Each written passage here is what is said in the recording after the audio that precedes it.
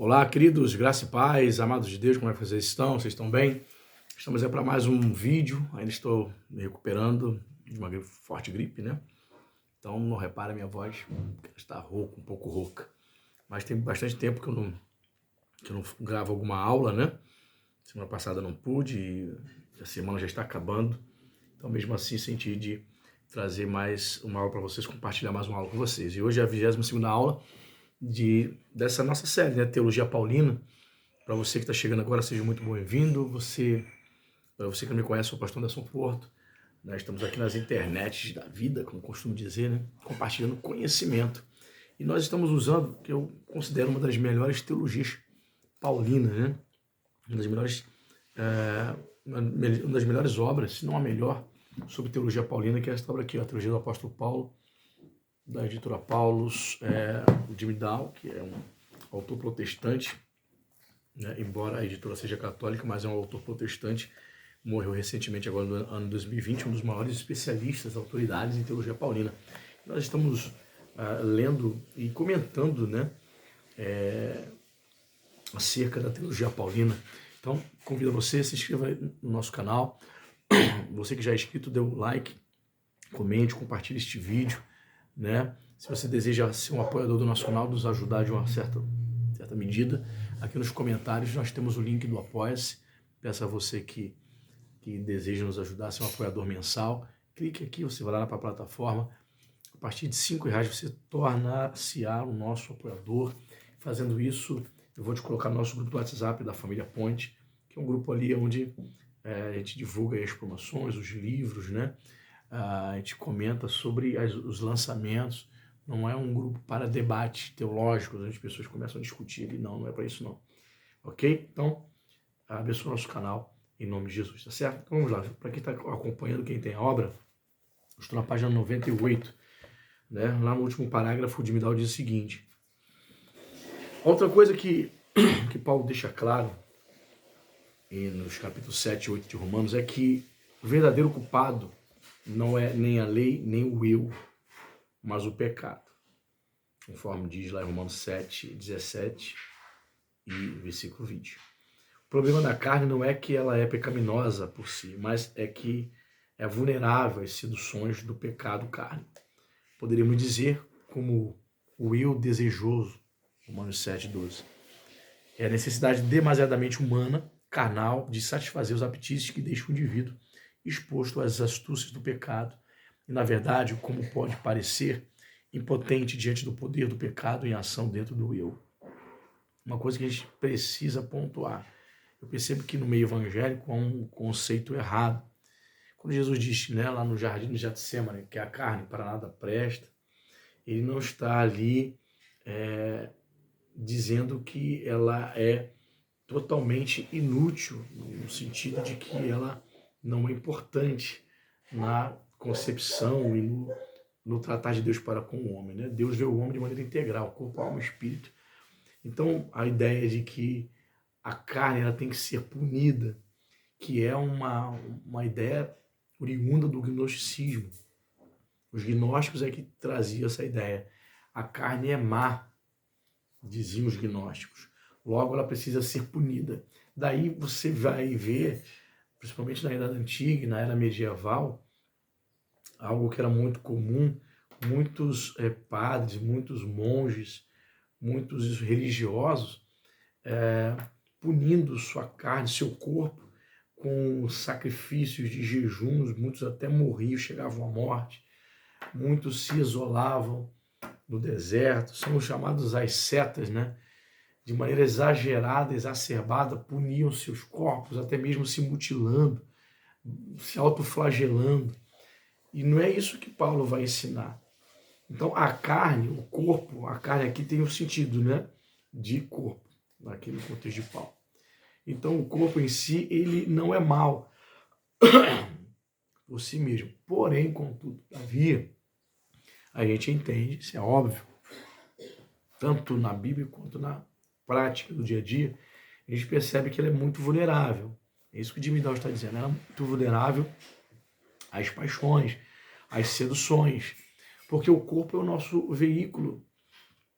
É o veículo da instrumentalização, digamos assim, da parte imaterial. Se nós fomos de fato, de verdade, transformados, né, fomos regenerados pelo Espírito Santo, então o nosso espírito tem comunhão com Deus. Portanto, a nossa alma ela está sujeita, submetida ao Espírito Santo. Então, quem governa a sua vida não é mais a sua alma que controlaria, digamos, o corpo. Ou seja, o corpo não vai mais expressar, não vai mais entregar-se, melhor dizendo, aos desejos que a alma ela procura de expressar. Ou seja, uma alma que não é mais regida de uma alma, ou alma e espírito, que não é mais guiado pelas suas paixões, mas sim um corpo que é agora regido por um espírito barra alma, que é controlado, guiado pelo Espírito Santo. Entende? Então o corpo em si ele não é mau, como ensinavam os gnósticos e como pensavam muitos religiosos, muitos monges, né, que faziam voto de pobreza, que se autoflagelavam, acreditando que assim estaria punindo, né, o seu corpo de pecado, estaria fazendo com que o corpo não se entregasse mais ao pecado. Tolice, um entendimento equivocado. Diz mais aqui, é a interação entre a lei e a carne que enfraquece e incapacita a lei. Romanos 8:3. Não porque a carne é concebida com um princípio malicioso e hostil em si mesmo, mas simplesmente porque a carne é inadequada para a tarefa. Assim também a linguagem katá sarká, que é um termo grego que significa segundo a carne, né? Dos versículos 4 e 5, indica não a orientação inspirada por um poder malevolente, mas a orientação para o que é transitório e perecível. Uma vida vivida unicamente no nível animal, de satisfazer apenas apetites e desejos humanos. É isso aí que Paulo está dizendo. O corpo em si não é maligno, não. Mas Paulo vai desenvolver isso em Romanos 8:2, né? Porque nós não vivemos mais na lei do pecado, mas na lei do Espírito. Ou seja, o homem que é espiritual, o homem que é regenerado, ele passou a ser governado por uma nova lei, ou por um novo poder. Não é mais a lei do pecado. Ou seja, existe uma força intrínseca que governa o homem sem Deus, que é a lei do pecado. Então o corpo, quando este corpo não é habitado por uma alma, um espírito sujeito ao Espírito Santo, que é governado pela lei do espírito de vida, então esse corpo ele vai ser instrumento, né, da nossa natureza caída. Então o pecado aflora, né? O pecado se revela da maneira mais cruel possível, né, levando este homem à degradação. Então é interessante viver em um nível animalesco. Eu me lembro que quando eu era criança, não era crente ainda, eu tinha um padrasto que era espírita, olha só, kardecista, e ele dizia o seguinte, falava para minha mãe assim, chamava minha mãe e dizia, você precisa fazer com que essas crianças, meu padrasto, eu e meus irmãos, essas crianças tenham uma religião, manda para a igreja, no caso da igreja católica, manda para a igreja, manda para a missa, essas crianças vai deitar, não faz uma reza, não reza o Pai Nosso. Parecem, eu me lembro muito bem que ele falava essa frase, parecem animais. Veja bem, na concepção de um homem caído, espírita, ele entendia que uma vida não religiosa é uma vida guiada pelo corpo, né, a um nível animalesco. Ou seja, animais, olha só que interessante, né? A sabedoria popular, a expressão da sabedoria popular, porque ele não era um homem culto, estudado. Mas ele expressou ali uma verdade, que, portanto, os animais não possuem a necessidade religiosa de ter comunhão ou de adorar ou servir a Deus, são seres racionais. Eles vivem sobre o instinto. O que Paulo está dizendo, e que meu padrasto falou de maneira até mesmo, né, inconsciente, é que o homem guiado pela alma, mas não governado pelo Espírito Santo, pela lei do Espírito de vida, é como um animal. Ele é guiado apenas pelo instinto. E o corpo, se esse corpo for caminhar, né, se esse indivíduo caminhar guiado pelo instinto animalesco, da alma, do corpo, obviamente ele vive totalmente fora dos padrões e fora do centro da vontade de Deus, né? Resumo, Paulo anda sobre uma estreita linha entre considerar a carne como irremediavelmente falha e tratá-la como ativamente antitética e hostil a Deus. No fluxo da sua retórica e da diversidade das suas expressões, me parece às vezes voltar-se mais para uma do que para outra. Mas o fio condutor ao longo de tudo é a fraqueza e a corruptibilidade da carne, de modo que a vida vivida nesse nível, caracterizada por esse nível, está destinada inevitavelmente à morte. Romanos 8, versos 6 e 13. Pois bem, aí ele vai entrar na questão de que se a parte imaterial do homem, né, o espírito barra alma, né, que alguns, estou falando aqui para alguns que talvez sejam dicotomistas, mas eu particularmente sou tricotomista. Eu creio que o homem se divide de corpo, alma e espírito. Alguns vão entender que o homem é constituído de corpo e alma e espírito seriam sinônimos, enfim. Então, Paulo, até me perdi aqui na explicação. Vamos voltar aqui, Tá. Mas o fio condutor, ao longo de tudo que é fraqueza, é a corruptibilidade da carne, de modo que a vida vivida nesse nível, ou caracterizada por esse nível, está destinada inevitavelmente à morte. Ok, eu voltei. Então, morte aqui, Romanos 8, quando ele fala de morte, todos nós sabemos que está se referindo à morte espiritual. Né? Então, no primeiro momento, quando Paulo fala sobre morte espiritual, muitos de nós podemos considerar a morte eterna, né? A pessoa, o indivíduo morre e ele é banido da presença de Deus.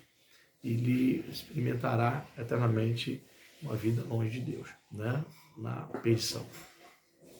Mas é óbvio, né, que a morte espiritual, ela pode se dar também, obviamente, em vida, o indivíduo que o outrora experimentou, né, a graça de Jesus, experimentou a regeneração, ele pode, se ele viver uma vida totalmente guiada pela carne, ele pode experimentar a morte espiritual.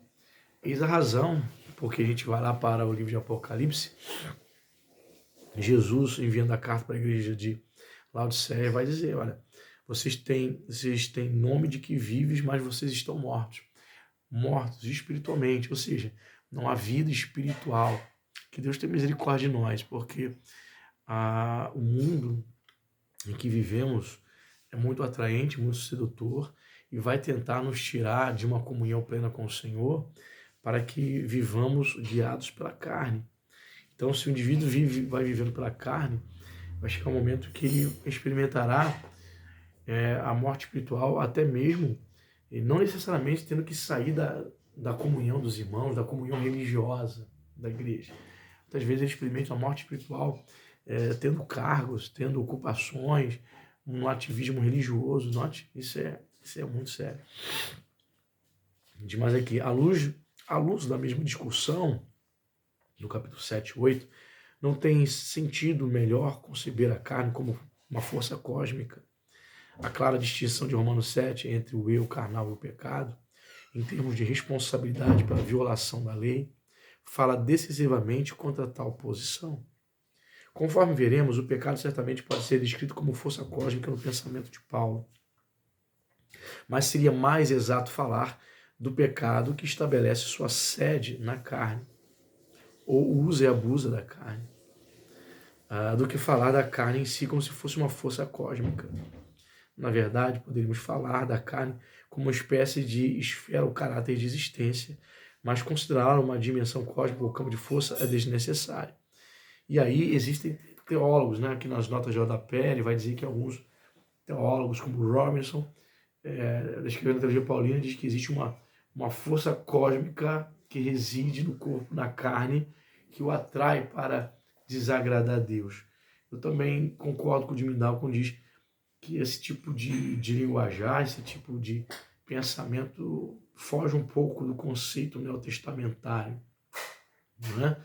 Mas a gente precisa, para a gente encontrar a resposta ou a explicação do grande problema da carne, né, da carne ser tão submetida, sujeita ao pecado, inclinada às paixões está no que ocorreu no Éden, né? O próprio Paulo vai dizer isso, né? O próprio Paulo vai dizer que o pecado entra no mundo.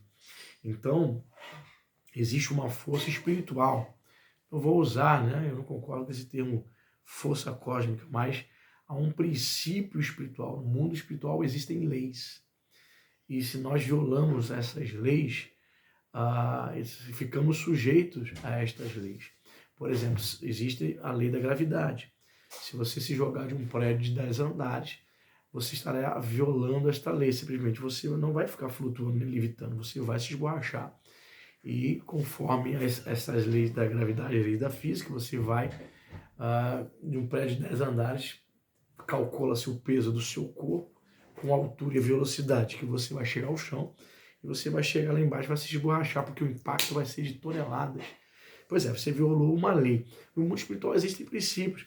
Adão e Eva violaram o princípio espiritual, uma lei espiritual. Então, quando eles violam esta lei, essa nova lei passa a vigorar, né, na vida de Adão e Eva, e, consequentemente, por conseguinte, esta lei, ela passa a vigorar para todos os descendentes de Adão. É por isso que Paulo, em Romanos capítulo 5, vai descrever, vai dizer, né? O homem entrou o pecado, né? Mas o segundo Adão, por outro homem, nós recebemos a vida eterna, a vida veio até nós, por conta da obediência de Cristo. Esse é o segundo Adão.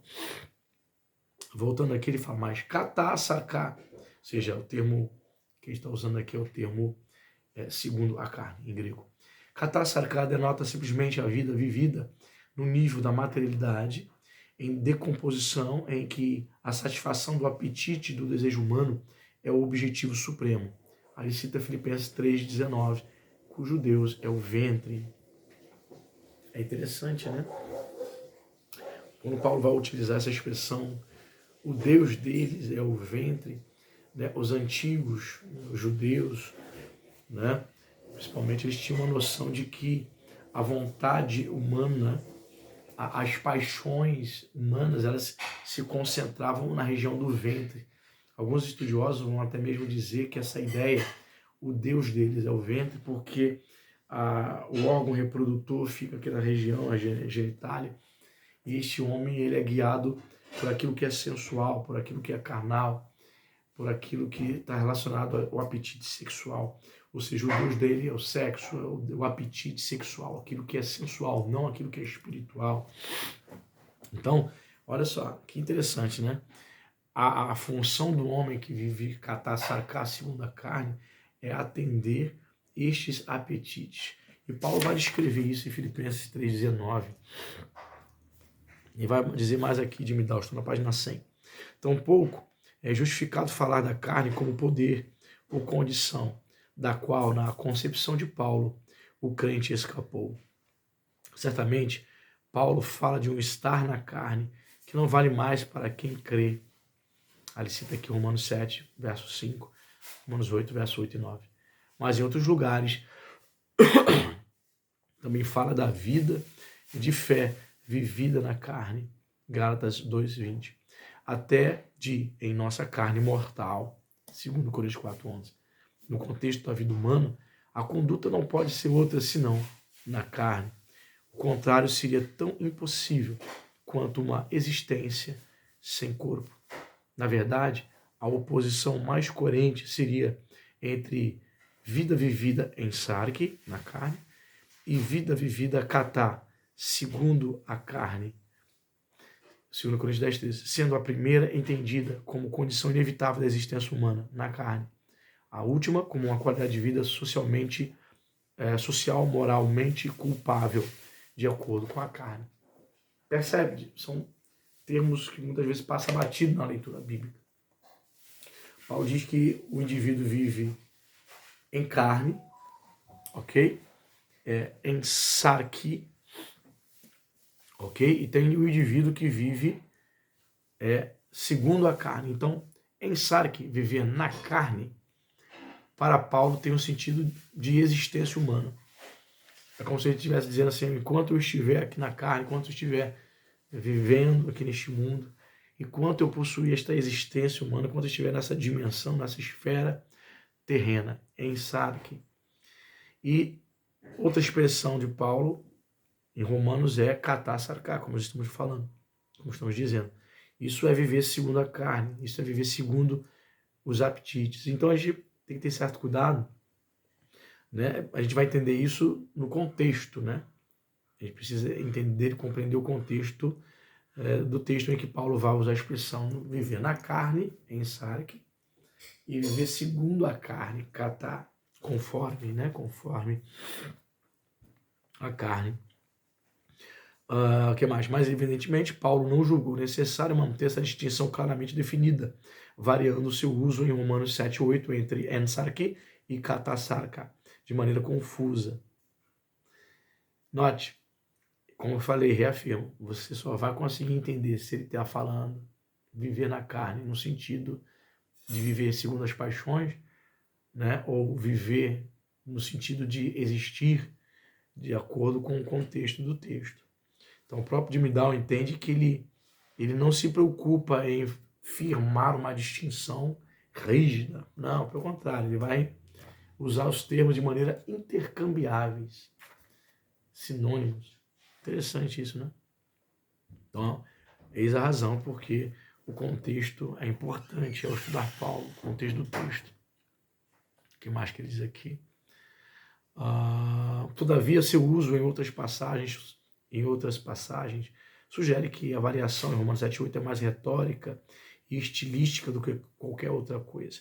Permanece o fato básico de que Paulo pode usar, e de fato usa, ensarque, na carne, para falar tanto de um modo de vida que foi deixado para trás, como do caráter inevitavelmente carnal da existência humana. Então, para Paulo, o termo ensarque na carne tanto pode se referir à vida pregressa, longe de Cristo, quanto à existência humana, a nossa vida humana aqui na Terra. Mas em Romanos 7:8, katasarká denota mais coerentemente um modo de vida em conflito com Deus.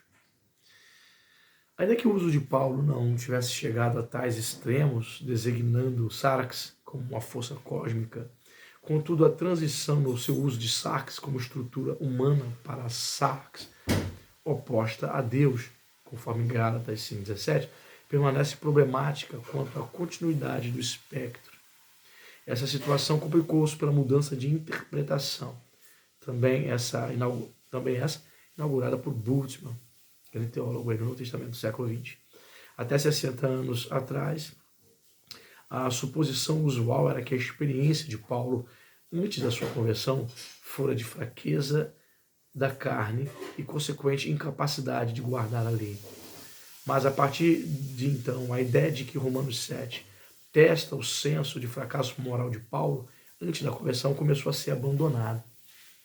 Então, como eu falei em outros vídeos, Romanos 7 é um texto que diverge muitos teólogos. Muitos teólogos acreditam que Paulo se referia à sua pré-conversão, sua vida como um rabino judeu, antes de se converter, Romanos 7. Outros teólogos entendem que Romanos 7 expressa, sim, a vida de Paulo como cristão. Minha opinião, você tem a sua, tem a minha.